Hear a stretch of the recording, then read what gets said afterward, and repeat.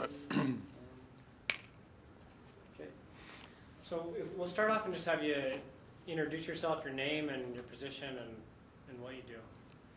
My name's Alan Hall, and I'm an entrepreneur, an angel investor, a venture capitalist, and a philanthropist at this point in time in my life. Great. Thanks.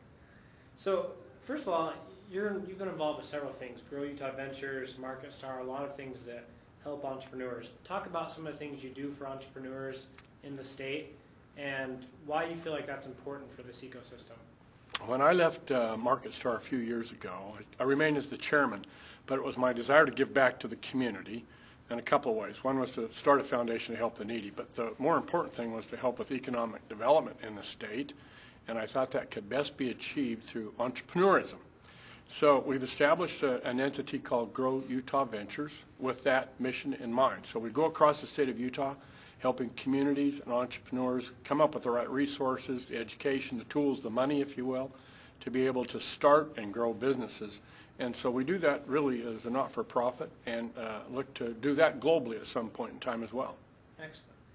So as I was doing a little research, I saw that you had a slide deck that talked about 12 key attributes of successful entrepreneurs. So maybe you could give us a brief version of that. What are some things you think entrepreneurs really need to do, and what are some pitfalls entrepreneurs have that they should avoid?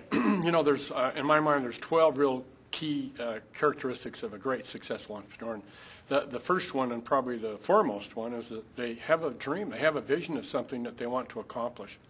A lot of people have that dream, but they just don't go to the second one, which I find to be most remarkable, is they won't take the risk.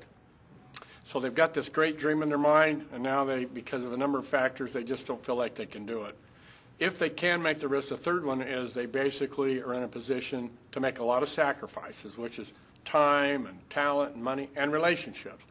But the thing I find, once they go down that path, the one thing that gets either success or failure is they better understand their customer, and a customer who's willing to buy, and they have a compelling product that will propel this company forward. Following that, if they really get that nailed down, they've got to be able to go out and sell. They've got to be somebody who actually can go talk to a customer and close the deal.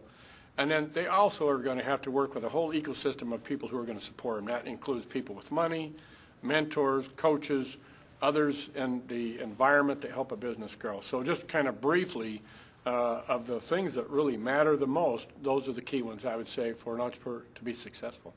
Excellent. So as you said earlier, you invest in a number of different things in many different capacities. As an investor, what do you look for in a company, that you would invest in, and what makes a winning investment for you?